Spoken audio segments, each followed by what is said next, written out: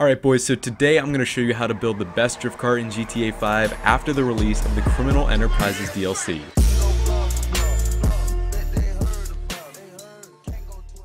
Alright guys, so the first step here is to head to the mod shop in the LS car meet so that way you'll have access to every modification needed for your build. Now in this video I'm going to be using the Benefactor Schwarzer because this is one of the best beginner drift cars and is also super cheap. However, the same general process that I'm covering here will apply to most rear-wheel drive and all-wheel drive cars too.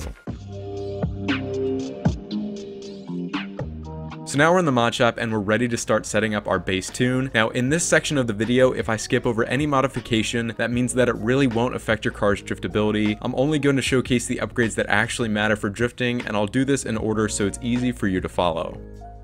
So first off, we have armor, and for most of my builds I choose to run no armor. Even though it doesn't affect your car's weight, leaving it off is going to save you a little bit of money and will make it easier to stance for any non-LS Tuners DLC cars. If you're confused about what stancing is, don't worry, I'll cover this in a little bit.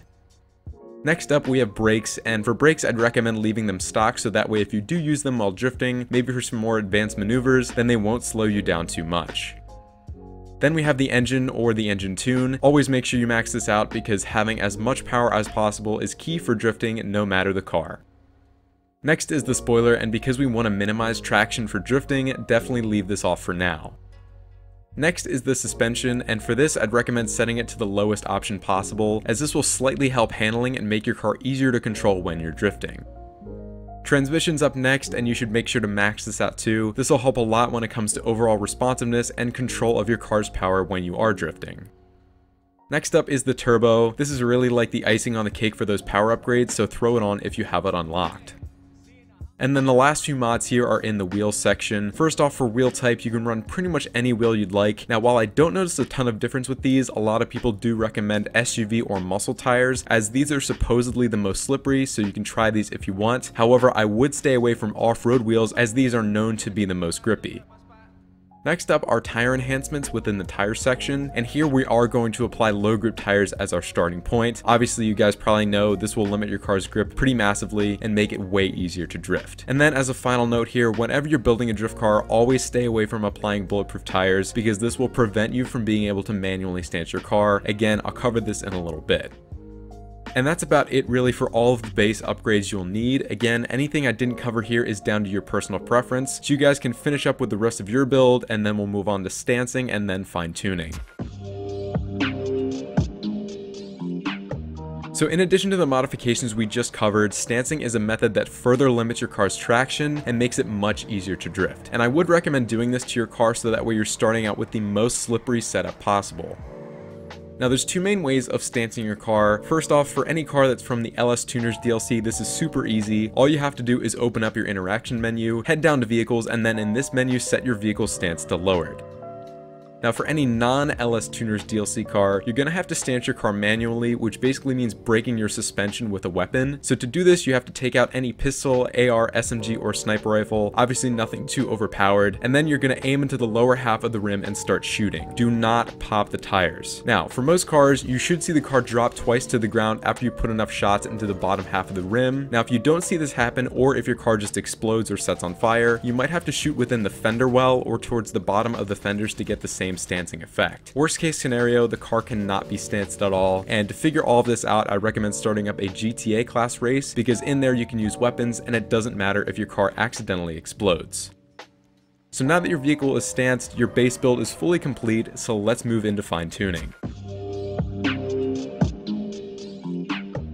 So just to recap, at this point your car has all of the performance upgrades, low grip tires, and it's also stanced. Now this base setup should work for a lot of different cars and is especially good for beginners who are just getting used to drifting. However, this might not always be the best setup, either because it just doesn't fit the car you're using, your skill level, or your driving style. Now if you want to fine tune your setup further, here are some steps that I'd take. First off, try drifting your car unstanced with just the low grip tires. Now for me, as someone who's more skilled with drifting, I actually prefer this setup for most cars. Now if this is still a little too slippery for you, then remove the low grip tires and just drift your car stance. This was the method that the drifting community used before low grip tires were introduced, and you might prefer this over a more slippery setup. Now, playing around with this combination of low grip tires and lowered stance should be enough to get your car to a point where it handles and drifts great. However, you can always make some finer adjustments if you want. First off, you can progressively raise the suspension of your car back up if you want it to feel a little looser and easier to initiate with. It will hurt handling slightly, but it might make your car easier to drift. The last thing to consider is adding a spoiler to your build. Now, the more slippery your setup already is, the less noticeable the spoiler addition is going to be. Generally speaking, a spoiler really isn't necessary for most builds, but if you want to add it, it might make your car a bit more stable. So some last minute tips to wrap up this video. The first major one is to practice, because getting enough time in the car you're trying to drift is the best way to properly feel it out and to make the finer adjustments that you want to. And then another tip relates to the low grip tires. Remember that this affects the grip of all 4 tires. With drifting, you typically want to limit rear grip and maximize front grip so your car is controllable. So definitely consider this when you're choosing to run low grip tires on your build. While this can help make your car easier to drift, it can really hurt overall handling. Another tip I have is to pick the right car to drift. Now, even though most cars now are driftable, some are definitely better than others. If you take the time to practice and fine-tune a car and it still just isn't working for you, it might be worth trying another one out. Feel free to check out my past videos covering the best drift cars in GTA 5, and also stay tuned for additional videos covering the best low grip tire drift builds if you want some more guidance on this. And the last final tip that I have is to subscribe to my channel, because in exchange for this, you're going to get the best GTA 5 drifting content on YouTube. And that, boys, is going to conclude my updated drift build guide. I hope you enjoyed this video and found it helpful when it comes to building your next drift car. Obviously, feel free to let me know what builds you guys make using this guide, and if you have any other tips for making a great drift build. Thank you all so much for watching and for the support on the channel as of recent. Have an amazing day.